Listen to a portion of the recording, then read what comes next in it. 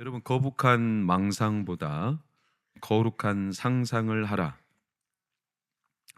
사람은 망상을 가질 수도 있고 상상을 가질 수도 있는데요, 여러분, 망상보다는 차라리 상상하시기를 축원합니다. 여러분, 우리에게 좋은 기회, 나쁜 기회가 있는데 어떻게 구별할까요?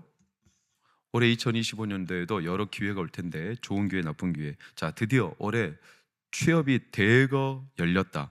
좋은 기회일까요, 나쁜 기회일까요? 임용고사 TO가 많아졌다. 좋은 기회일까요, 나쁜 기회일까요? 그 액면가로만 보면 좋은 기회지만 누군가에게 나쁜 기회일 수도 있을 거예요. 여러분, 올해가 무슨 년이라고 하죠? 을사년? 네, 을사년을 상징하는 동물이 뱀인데 푸른 뱀이라고 그러더라고요. 왜 푸른 뱀일까? 그럼 저는 뱀띠거든요. 저는 오늘 올해 뱀띠 대박 나겠죠? 좋은 기회죠?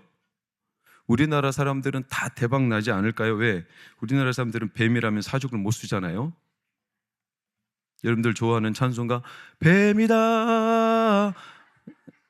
우리나라 사람들 뱀이라면 사족을 못 쓰잖아요. 에덴 동산에서 너무나 안타까운 현실이었지만, 만약에 아담과 하와 대신에 한국인이 그곳에 있었다면 선악과 사건은 애초에 나가리죠. 왜? 뱀을 먼저 잡아먹었을 테니까. 그런 기회가 우리에게 사라진 걸까요? 여러분, 서점에 가보니까, 제가 정초에 서점을 가보니까 와, 사람들이 미어 터지는 거예요. 기회를 잡고 싶은 거예요. 기회를. 작년에 후회되는 삶에 여러 언저리에 밀려오는 후회를 다 지우고 새롭게 뭔가를, 기회를. 그래서 이제 심기일전해가지고 뭔가를 도전하고 싶은 마음. 그러니까 책을 들었다 놨다 하는 사람들이 엄청 많아. 그 안에는 자기의 연구만 아니라 운세, 토정비결 이런 거 있을까요, 없을까요? 있겠죠. 세상은 늘 기회를 구하는 행동들로 이어져 갑니다. 여러분, 기회가 우리에게 온다. 맞아요. 그러면 우리는 지금까지 기회를 놓치고 산 겁니까? 벌써 30년, 40년 살아오면 기회를 많이 놓쳤기 때문에 기회를 이제 잡아야 된다. 맞는 말 같지만 여러분, 기회가 좋은 기회, 나쁜 기회 따로 있기보다는 사실은 기회주의처럼 생각하는 게 제일 나쁜 겁니다. 이렇게 생각하시면 훨씬 좋습니다. 나에게 찾아온 오늘이라는 시간이 하나님의 선물이라고 모든 걸 다 기회로 받아들이면, 모든 걸 감사함으로 받아들이면 다 은혜가 됩니다. 좋은 기회, 나쁜 기회 따로 없고. 어떤 책에 이런 글귀가 있었어요.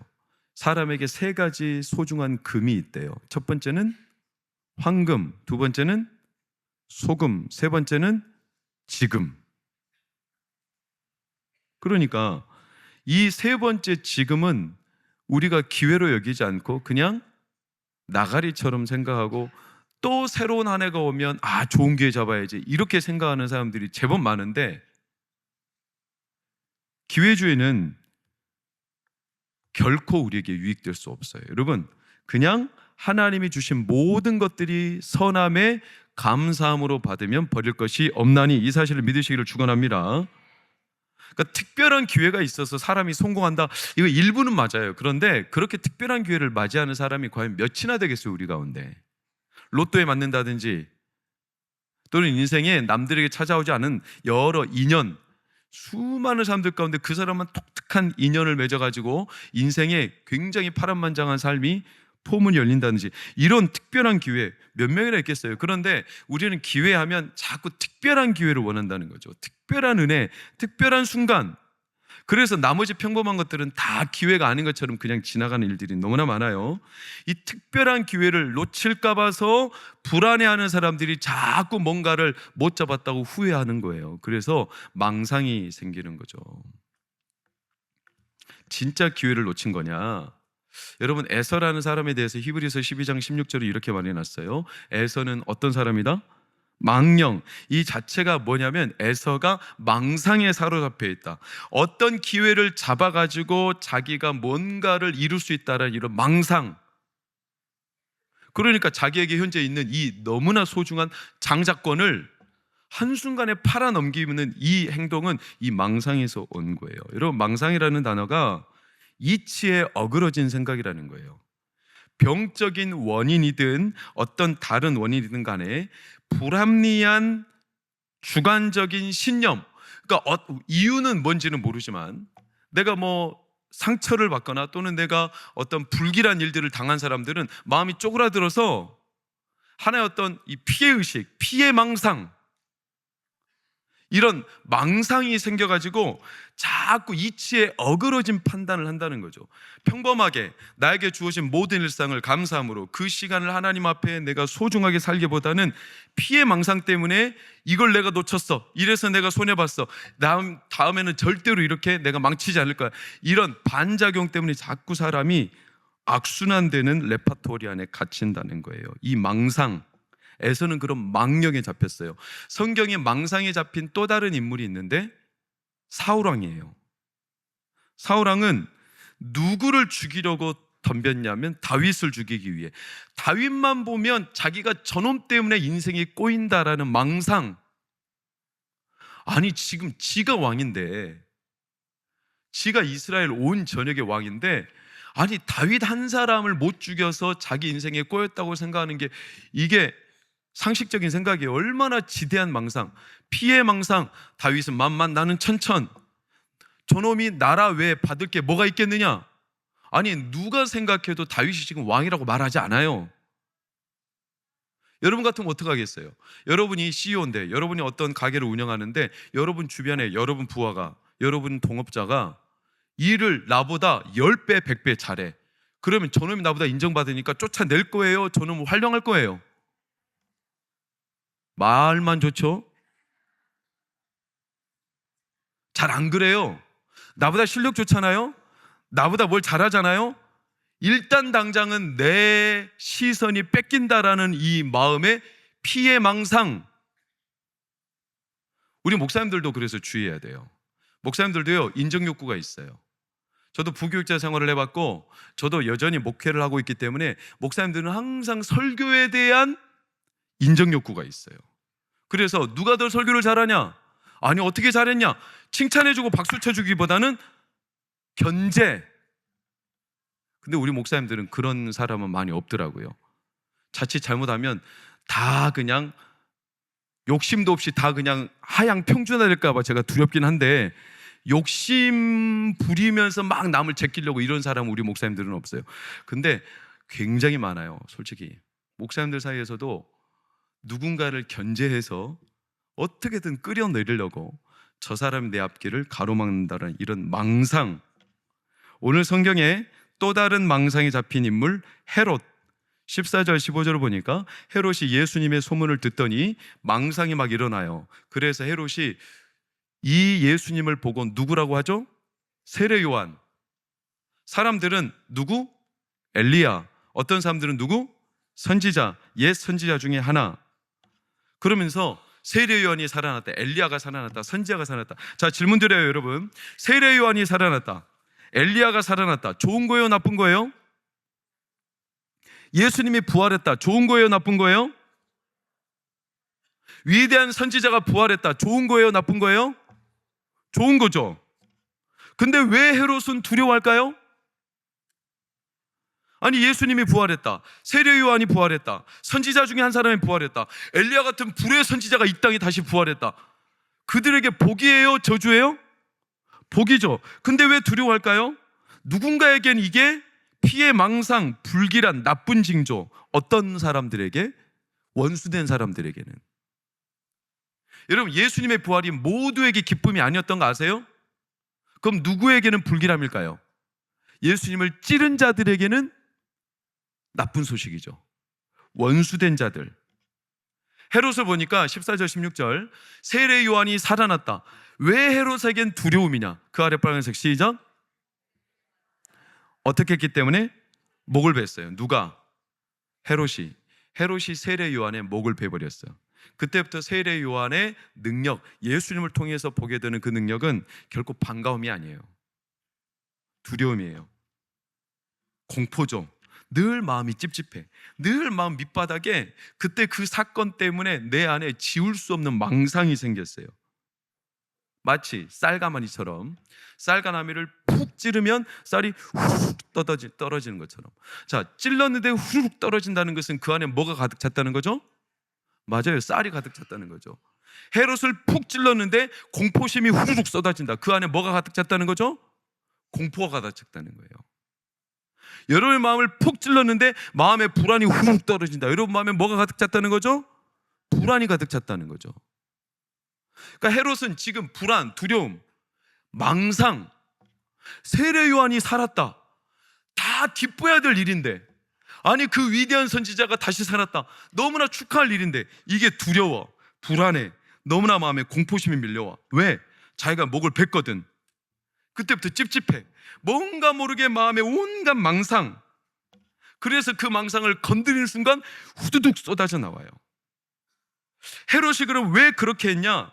17절에서 29절에 자세한 스토리가 마가복음에만 나와요. 왜 세례 요한의 목을 뱉는지 마가만 유독 이 내용을 써놓은 게 복입니다. 우리에겐 마태복음, 누가복음은 그렇게 자세하게 안 써놨어요.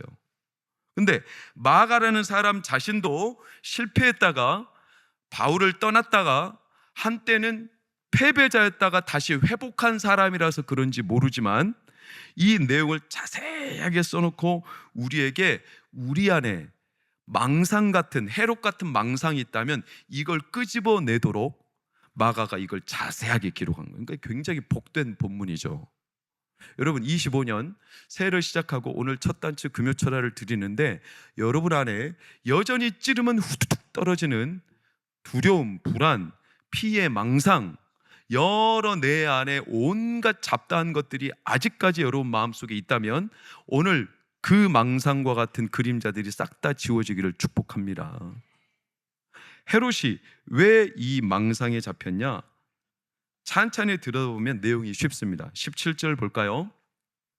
전에 헤롯이 자기가 동생 빌립의 아내 누구? 헤로디아에게 장가들었어요. 그래서 빌립을 어떻게 했냐? 죽여버렸죠.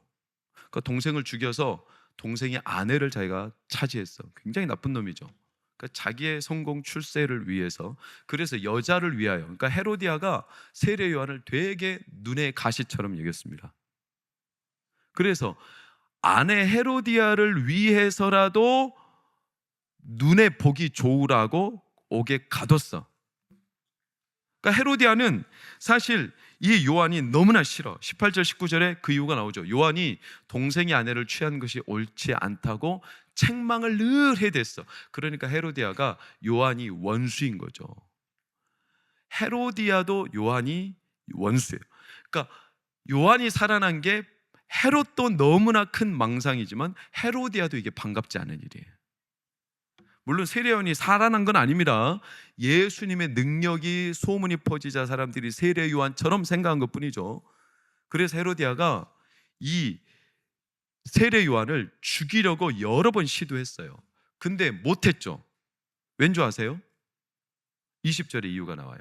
헤롯이 시작, 요한을 의롭고 거룩한 사람으로 알고 두려워하여 보호하고 번민을 하면서도 달갑게 여겼다. 이 때문이에요. 그러니까 이게 헤롯의 참 넌센스인데, 헤롯이 이렇게 악랄하면서도 이상한 건 뭐냐면 헤롯이 번민을 느끼면서도 세례 요한을 좋아해. 그러니까 세례 요한이 자기를 책망할 때 너무 괴로운데, 찔리는데 찔리고 나면 마음이 이상하게 뭔지 모르게 시원해. 그러니까 세례 요한이 굉장히 의로운 사람이라는 걸 헤롯이 인정하고 그 사람이 나에게 굉장히 유익하다는 걸 본능적으로 알아요. 그러니까 헤롯이 이게 장점일 수가 있어요. 이게 은혜죠. 그래서 헤롯은 요한을 존중합니다. 헤롯을 두려워할 줄 요한을 두려워할 줄 압니다. 그의 말씀을 달갑게 여기는 겁니다. 이거는 누가 주신 마음이냐면 하나님이 주신 마음입니다. 사랑하는 여러분, 여러분이 설교를 듣고 여러분 예배를 드릴 때 마음에 찔림이 있지만, 마음이 괴롭지만, 그 말씀을 듣고 찔렸지만 그래도 마음이 시원하다고 느낀다면 복입니다. 말씀이 듣기 싫고 얼굴 꼴 보기 싫다, 여러분 저주입니다. 달고 묘한 그 말씀, 생명의 말씀은, 그 말씀이 나에게 달갑게 들리는 거죠. 그러니까 헤롯에게 이런 마음이 있다는 건 대단히 큰 복이에요. 이게 헤롯에게 영적인 방화벽이에요. 헤롯의 영혼을 지켜주는. 여러분도 이럴 때가 있기를 축복해요. 말씀을 들으면 시원한 거죠. 되게 불편한데, 그런데 말씀을 듣고 나면 마사지를 받은 것처럼 되게 시원해. 여러분, 마사지 받을 때는 어떻죠? 엄청 아파요. 그렇죠. 막 누르니까 아파요. 저도 마사지 받으면 되게 아픈 데가 어디냐면 종아리 같은 데는 저는 너무나 아파해요. 근데 받고 나면 엄청 시원하죠. 여러분, 말씀은 풀림의 능력이 있어서 말씀을 들을 때 불편하지만 이 말씀이 내 안에 뜨겁게 역사하면 반드시 내 영혼에 뭉쳐있던 근육들을 싹 다 풀어냅니다. 그래서 시원해지죠. 마음이 시원해져요. 2025년 동안 여러분의 마음이 말씀으로 시원해지기를 축복합니다. 그게 헤롯이에요. 그런데 헤로디아는 그렇지 않아. 그러니까 사실은 헤로디아가 훨씬 정력에, 그러니까 정욕 그리고 권력욕이 높은 여자예요. 그러니까 자기 남편이 죽임당한 걸 뻔히 보면서도 자기 시아주버님과 결혼을 했지. 그러면서도 세례 요한이 그걸 책망하니까 세례 요한을 막 죽일 듯 눈에 쌍심지를 켰지. 그러니까 이 헤로디아가 진짜 악녀죠. 이세벨도 악녀인 것처럼. 그러다가 이상한 문구가 등장해. 21절. 자, 시작. 자, 마침 기회가 좋은 날이 왔다. 누구에게 좋은 기회가 왔을까요? 네, 헤로디아에게 좋은 날이 왔죠. 헤롯이 자기 생일이라서 귀인들을 초청했어요. 그때 헤로디아의 딸 살로메 22절을 보니까 헤로디아의 딸이 친히 들어와 춤을 추면서 요염하게 하객들 그리고 헤롯 왕 기쁘게 했다. 그랬더니 이 헤롯 왕의 마음이 충천돼 가지고 자기 자존심이 높아지고 이 기쁨의 흥에 겨워서 뭐든지 원하는 대로 내가 주겠다. 심지어 나라의 절반이라도 내가 주겠다. 다혜라 어디 가냐? 어디 가? 엄마한테? 그래, 엄마한테 가. 기분이 너무 칭찬되니까 내가 뭐라도 주겠다. 나라의 절반이라도 주겠다. 맹세까지 했어요. 이런 철부지 인간이 성경에 한 명 더 등장하는데 에스더 남편이었던 누구죠? 네, 아하수에로 왕도 그렇죠. 철부지죠. 어쨌거나 헤로디아가 그래가지고 기쁘게 한 통에 뭐라도 해주겠다. 나라의 절반이라도. 이때 24절 이 영악한 헤로디아의 딸이 어머니에게 가서 말해. 뭘 구할까요, 엄마? 그랬더니 엄마가 뭘 구하라? 세례요한의 머리를 구하라.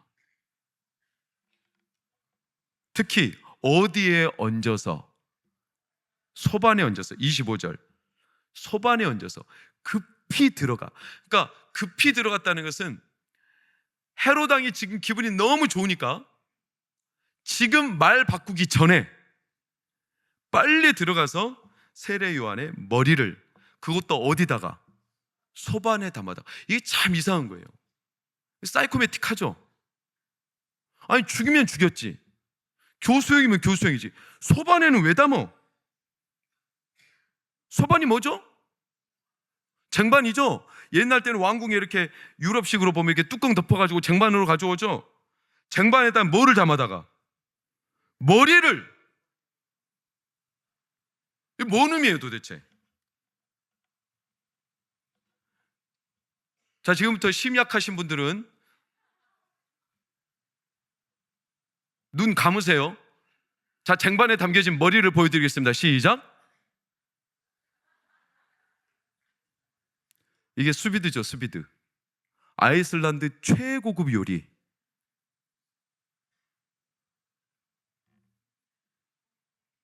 머리를 잘라다가 통째로 구워서 대접을. 이제 그만 봅시다.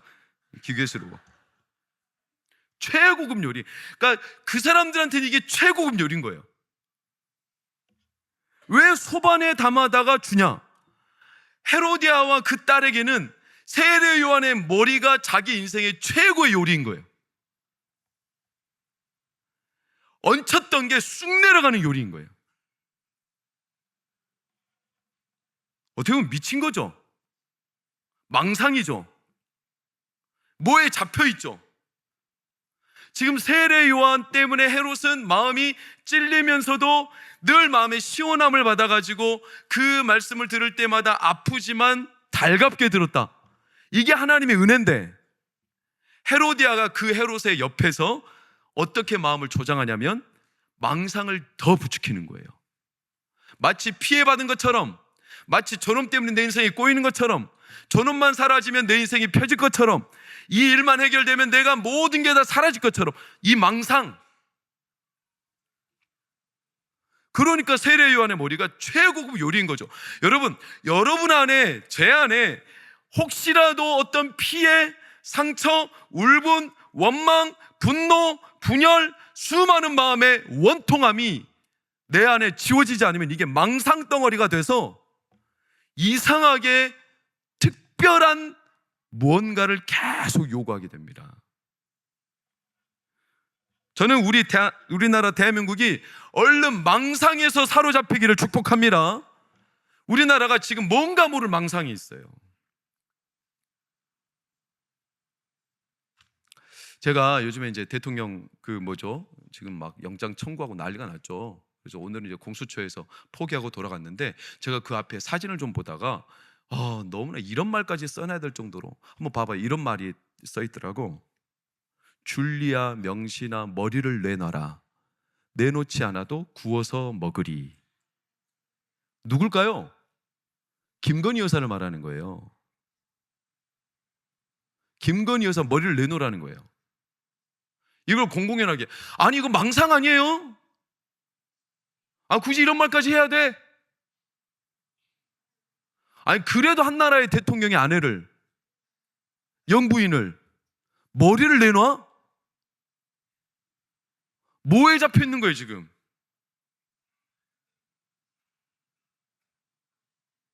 여러분, 우리가 왜 정신 차리고 기도해야 되냐면, 대한민국이 하나님의 영광스러운 나라가 될 줄 믿습니다. 그렇기 때문에 마귀가 기회 좋은 날을 잡는 거예요 지금. 망상. 제가 지금 수주 동안 말하죠. 아합이 사라지면 해결될 것처럼, 누군가 죽으면 해결될 것처럼, 하나의 망상, 세례 요한이 죽으면 해결될 것처럼. 저는 참 안타까운 게, 지금 우리나라 시국이, 저는 어느 한편을 지지하고 싶은 마음 없고 그런 말도 드리고 싶진 않아요. 그러나 지금 돌아가는 양상이 하나의 망상처럼 보여요. 꼭 이상하게 어떤 한 사람을 대통령 만들려고 사람들이 지금 안간힘을 쓰는 것처럼 보인단 말이지. 자꾸 어떤 한 사람을 꼭, 나는 누구라고 말 안 했어요. 어떤 한 사람을 대통령 만들려고 사람이 지금 난리가 났어. 저는 그래서 국민들이 너무나 복이 없다 이런 생각이 들어요. 왜냐하면 우리나라에 이렇게 믿고 따를 만한 지도자가 없어서 그 한 사람 대통령 만들려고 이렇게 안간힘을 쓰나. 아니 진짜 쟁쟁한 후보들이 많아가지고 우리가 선택할 때 행복한 선택을 해야 되는데 선택할 사람이 없어. 그래서 어떤 망상 때문에 자칫 잘못하면 한쪽으로 쏠려서 누군가를 쳐내고 누군가를 세우면 잘 된다, 이런 망상.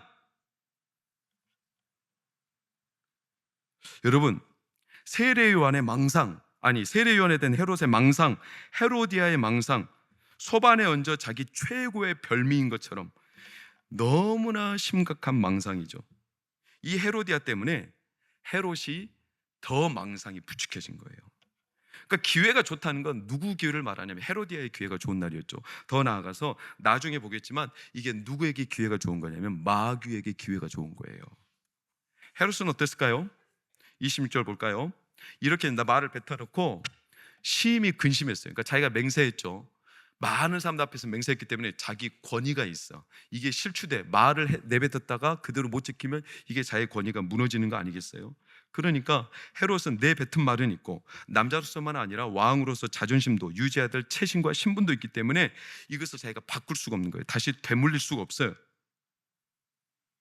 그래서 세례요한의 머리를 내줘 버리는 거예요. 이게 망상의 끝이에요. 여러분, 망상은 피해든 상처받은 것든 불안한 것든 어떤 원인이든 간에 이치에 어그러진 생각이라고 제가 말씀드렸어요. 그러니까 어떤 원인에 의해서 나 혼자 빠져있는 주관적인 신념, 이게 언제 생기냐? 헤롯을 보세요. 알아요. 세례 요한이 의롭다, 부정하다? 의롭다. 세례 요한은 거룩하다, 불결하다? 거룩하다. 세례 요한이 내뱉는 말은 진리다, 거짓이다? 진리다. 세례 요한의 말에 나를 복되게 한다, 해롭게 한다? 복되게 한다. 세례 요한의 말을 들으면 내가 달갑다, 달갑지 않다? 달갑다. 모든 게 하나에서 열까지 세례 요한의 말이 다 옳아요. 알죠? 헤롯이 그걸 알죠? 아는데도 불구하고 목을 내줘버려. 망상이 어디서 오는지 알겠죠? 성경에는 다수 등장해요, 이런 사람이. 다니엘이 사자굴에 빠지면 돼요, 안 돼요? 안 되죠. 그 법이 불법이에요, 합법이에요? 불법. 다니엘을 잡아 죽이려고 일부러 30일 동안 어떤 신에게나 어떤 대상에게 절하지도 기도하지도 못하게 만든 불법. 불법임을 알면서도 다리오 왕은 자기의 체면 유지를 위해 자기의 체면 때문에 법을 거둬요, 안 거둬요? 안 거두고 다니엘을 사자굴에 넣어버려. 알면서도 느부갓네살, 자기가 세운 법령, 잘못된 걸 알면서도 결국 자기의 충신이었던 3명의 다니엘의 세 친구를 불구덩이에 넣어버려요. 빌라도 예수님이 의인이다, 죄인이다? 의인이다. 빌라도의 아내가 심지어 그 전날 밤에 꿈을 괴롭게 꿨어요. 그래서 빌라도한테 말했어. 아내가, 저 사람한테 함부로 하지 마세요. 왜냐하면 저 사람은 의인이고 십자가에 못 박힌 사람이 아닙니다. 제가 간밤에 저 남자 때문에 너무나 괴로웠습니다. 자기 아내가 이렇게 말해주는데도 불구하고 빌라도는 결국 예수님을 내줬다, 안 내줬다? 내줬다. 알면서도. 왜? 자기의 체면, 자기의 체신, 자기의 신분. 부자 청년, 예수님한테 네가 다 잘 지켰다. 그러나 한 가지가 있으니 가난한 자들에게 다 팔아 나눠주고 너는 나를 따라와라. 그러나 부자 청년은 심히 근심하며 따라왔다, 안 따라왔다? 안 따라왔다. 알면서도 안 따라갔다. 여러분, 너무나 중요하죠. 분명한 것은, 망상은 언제 견고해지냐면 알면서도 보면서도 분명한데, 그런데 자기 안에 갇혀서 큰일 날까봐, 피해망상, 또 같은 일이 벌어질까봐, 그래서 자기 스스로가 그 길을 떨쳐내지 못해. 그래서 더 자기 안에 갇혀져 버리는 망상. 여러분, 이게 헤롯의 역사적인 아주 큰 실책이에요. 알면서도 못해, 알아도 못해.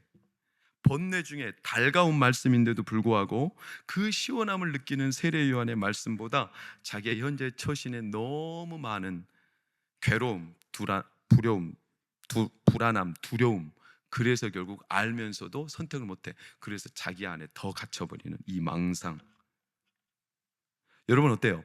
여러분 2025년 새로 시작하면서 우리 교회가, 저나 여러분이 이 모든 크고 작은 내 안에 갇혀있는 실패, 상처, 안 되던 거, 그리고 내 안에 수많은 두려움의 요소가 됐던 거, 오늘 싹 다 하나님이 그 망상과 같은 테두리를 깨트려 흩어버리시기를 축복합니다. 망상이 있는 사람은 어떻게 살냐면 일희 일비밖에 안 돼요. 항상 그날의 즐거움, 그게 전부야. 그리고 그게 전부인 것처럼 그날 기분 따라 살아요. 기분 따라. 김은주 씨가 쓴 달팽이 안의 달이라는 책에 이런 문구가 있네요. 상대방을 판단하는 데 가장 큰 기준이 되는 것은 아이러니하게도 상대방이 아니라 그날의 나의 기분, 나의 취향, 나의 상황, 바로 나이다. 그러므로 특별한 이유 없이 누군가 미워졌다면 자신을 의심하라. 여러분이 배우자, 남편, 아내, 또 친구, 선후배 누구든 간에 그날에 누군가 미워지고 짜증나고 그 사람이 원망스러워졌다. 여러분, 이건 객관적인 지표가 아니라 미안하지만 그날의 내 기분, 내 취향, 내 상황, 그날의 내 감정 안에 내가 갇혀 있기 때문에 그렇게 생각한다는 거예요. 거의 진리입니다. 망상. 왜? 그날의 기분 따라 일희 일비. 그러니까 마귀는 그날 기회를 잡았어요. 그래서 22절에 기쁘게 한지라, 헤로디아의 기쁘게 한지라, 이 기쁨이 자기에게 최고의 기쁨인 것처럼 그날 모든 걸 쏟아버렸어. 그날의 기분, 그날의 취향, 그날의 성향, 그날 자기가 누렸던 이 마음의 만족감이 자기의 근거, 자신감이 돼서 뭐든지 원하는 대로 다 주겠다.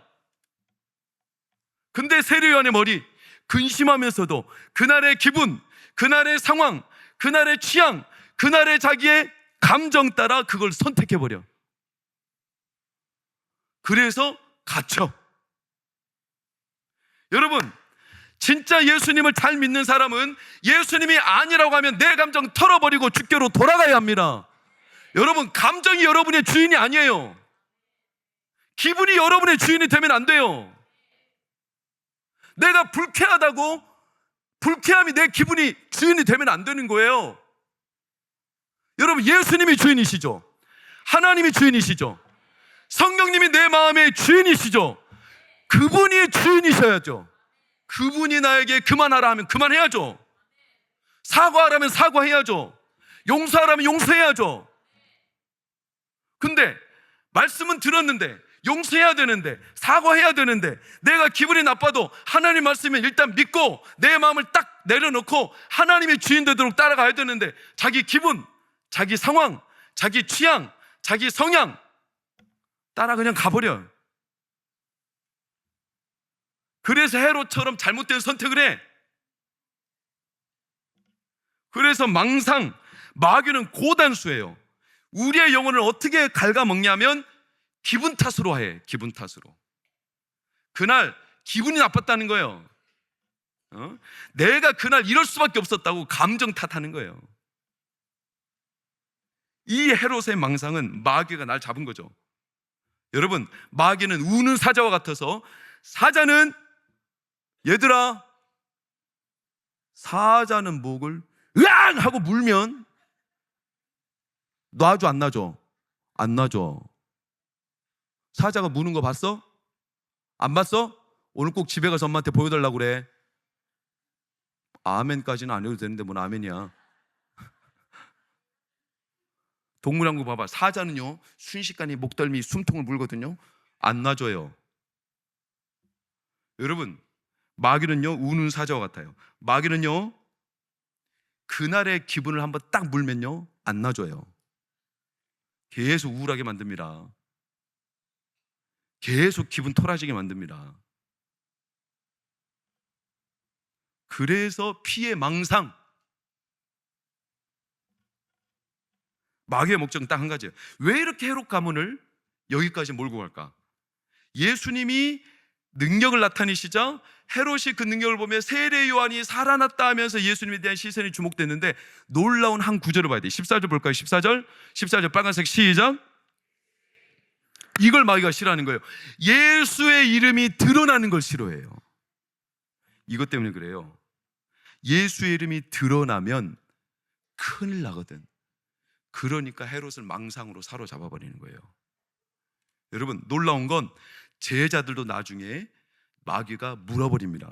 마가복음 8장 27절 29절에 보면 예수님이 물어요. 사람들이 나를 누구라고 하느냐? 헤롯처럼 똑같이 말하죠. 세례 요한입니다, 엘리야입니다, 선지 중에 하나라고 합니다. 너희는 나를 누구라고 하느냐? 그랬더니 베드로가 뭐라고 하죠?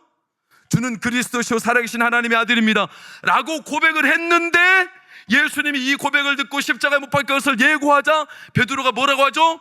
절대로 안 됩니다 하면서 예수님을 가로막아버려. 그랬더니 예수님이 베드로 보고 뭐라고 하죠? 사단아 물러가라. 이 순간이 어떤 순간이냐? 베드로가 자기 기분, 업된 기분, 자기가 여기에서 예수님을 말려야 된다는 이 자기의 의로움을 가지고 예수님을 말려버려. 이 기분, 그날의 취향, 그날의 성향으로 마귀가 물어버린 거예요. 그래서 예수님을 가로막아. 놀랍죠? 예수님이 드러나면 안 되겠기에 그래요. 그래서 망상, 로마서 8장 7절, 예수님만 안 드러나면 우리는 육신의 생각에 빠져서 하나님과 뭐가 됩니까? 원수가 돼요. 헤로디아는 결국 세례 요한과 원수였기 때문에 세례 요한을 끔찍하게 싫어하고 죽일 듯 덤볐어요. 우리가 육신의 생각에 사로잡히면, 망상에 사로잡히면 하나님과 원수가 돼요. 그러면 하나님이 하시는 모든 일들이 달갑게 다가오지 않아요. 기쁨이 없어요. 말씀을 들어도 불편한 뿐이지 그 말씀이 나를 시원하게 안 해요. 그래서 더 이상 예배 드리고 싶지 않아요. 기도 안 해요. 자기 기분 따라, 감정 따라 일희일비. 그러면서 마귀는 우리한테 뭐라고 속삭이냐? 마침 기회가 좋은 날이라는 거예요. 그날 기회가 좋다는 거지. 여러분, 그런 느낌적인 느낌으로 올해 2025년 우리의 신앙생활이 이어지지 않기를 주의 이름으로 부탁합니다. 진짜 기쁨이 있어야 돼요. 그날 기분 좋은 느낌 말고, 내 기분, 내 취향 말고, 저나 여러분의 신앙이, 믿음이 예수님이 드러나는 신앙 되기를 축복합니다. 올해 한 해 동안 우리 사랑하는 청년들, 우리 사랑하는 장년 성도님들 예수 이름으로 축복합니다. 내 기분과 내 취향과 내 생각으로 피해 망상처럼 내 안에 갇혀지지 말고 하나님의 꿈에 단순하시기를 축원합니다. 하나님의 말씀에 단순하시기를 축원합니다.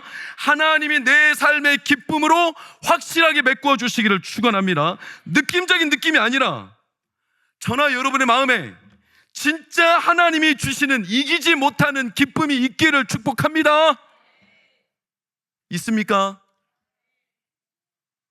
이기지 못하는 기쁨이 있습니까? 뒤지게 쳐맞고도 즐거운 기쁨이 있습니까? 실패하고서도 마음 뿌듯할 수 있는 기쁨이 있습니까? 있어요, 없어요? 고생 죽살이 하고서도 그냥 욕조에 한번 들어가서 마음껏 쉬고 털털 털어버릴 수 있는 기쁨이 있습니까? 2024년 우리 청년들 실현당했지만 지가 나를 놓치면 지 손해지 않은 마음에 든든한 자신감의 기쁨이 있습니까? 없나 보네. 예림아 어딨냐? 연천대 안 왔냐? 결혼 준비해야 되는데. 세진아 그런 기쁨이 있지? 세진이 아직 실현 안 당했어. 실현당한 청년들이 있다면 지가 나를 놓치면 지 손해지 않은 든든한 마음의 자신감과 기쁨이 있기를 축복합니다. 질퍽거리면서 쫓아다니지 말고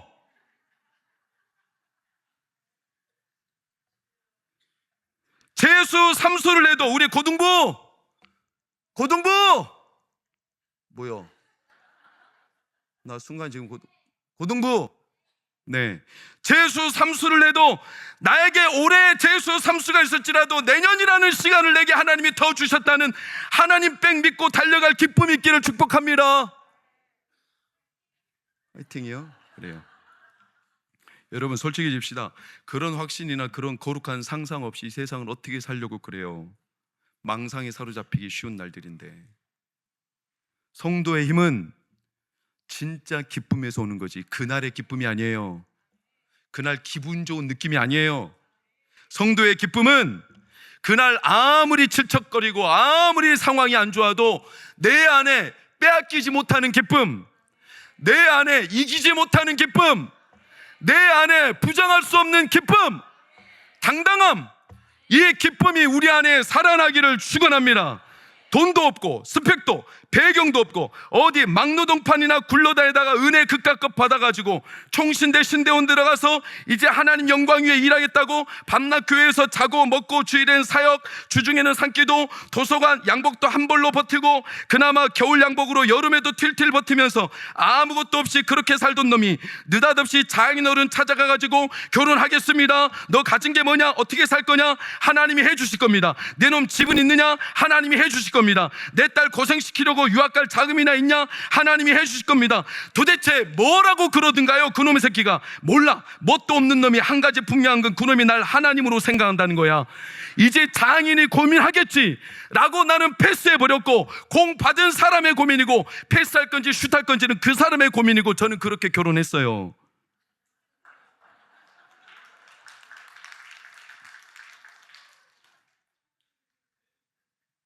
그렇게 결혼했어요. 그런 배짱이 있었어요. 찾아가서 결혼하겠다고. 하나님이 해주실 테니까. 여러분, 이 거룩한 상상을 하시기를 축원합니다. 망상에 차라리 잡히느니 상상을 하십시오. 상상은 어디서 오는 줄 아세요? 헬라어로 도케오, 상상하다. 도케오라는 단어는 어디서 오냐? 독사, 영광. 올해 푸른 뱀 쳐다보지 말고 독사 하나님의 영광을 보십시오. 모든 상상은 하나님의 영광에서 옵니다. 영광을 보면 보는 눈이 그 사람의 수준이 되듯이 고만고만한 것만 보고 있으면 고만고만한 수준이 되는 거예요. 여러분, 신대방 상거리에 새로운 고깃집이 생겼어. 상호가 인생은 고기서 고기다. 오늘 가보세요. 인생이 거기서 거기면 그만큼밖에 못 가. 진짜로. 국사봉 뒷산 오를 거라고 마음 먹으면 뒷산도 못 올라가요. 그러나 에베레스트산 오르려고 작정하면 최소한 설악산은 올라갑니다. 망상에 잡히지 말고 상상이라도 하세요. 하나님 함께 하신다. 하나님의 상상은 영광에서 오는데 그 영광은 누구냐? 예수님이십니다. 그러니까 마귀가 예수가 드러나지 못하게 하려는 거예요. 예수가 드러나는 순간 헤롯을 망상으로 잡아버리고, 베드로가 주는 그리스도시요 살아계신 하나님입니다 라고 예수님에 대한 빛이 열리는 순간 당장 마귀가 그의 목덜미를 물어버리잖아요. 예수가 드러나는 순간 우리의 인생은 망상에 잡히게 되어 있어요. 그러나 예수님이 드러나면, 우리 사랑하는 청년들, 예수님이 보이기 시작하면 에베소 3장 19절 다 같이 빨간색만 시작. 너비, 길이, 높이, 깊이 너희에게 충만하게 하시기를 원하노라. 예수를 만나면 인생의 사이즈가 바뀌는 거예요. 전에는 길이만 봤는데 이제는 넓이가 보이고 깊이가 보이고 높이가 보이기 시작하는 겁니다. 이런 동광교회, 이런 청년들, 이런 청소년들 되기를 축원합니다. 모세가 금송아지 사건 때문에 실족했을 때 한 가지 구했죠. 나에게 저 백성들 컨트롤할 수 있는 지혜, 저 백성들 혼쭐낼 수 있는 능력, 저 백성들 어떻게 끌고 갈지 나에게 어떤 기술 탁월한 거, 이런 걸 구하지 않았어요. 하나님, 저 백성들이 어떻든 간에, 광야길이 어떻든 간에 나 고생길 열릴지라도 한 가지만 보여주세요. 그게 뭐냐? 출애굽기 33장 18절 나에게 영광을 보여주십시오. 영광을 보면 내 상상력이 커져서 하나님의 길을 따라갈 줄로 믿습니다. 상상력이 커지면 하나님 내 삶의 사이즈가 바뀔 줄로 믿습니다. 모세가 그냥 모세가 된 게 아니에요. 하나님의 영광을 보여주십시오. 그랬더니 하나님이 모세의 기도를 거절하지 않았어요. 너는 그 반석 위에 서라. 그 반석, this rock, 이 반석 누굴까요? 신약의 예수 그리스도. 그 반석 위에 서라. 하나님의 영광을 보여주셨죠. 그래서 모세가 된 거예요. 여러분, 태양을 본 자는 촛불에 연연하지 않습니다. 우리는 어떻게 영광을 볼까요?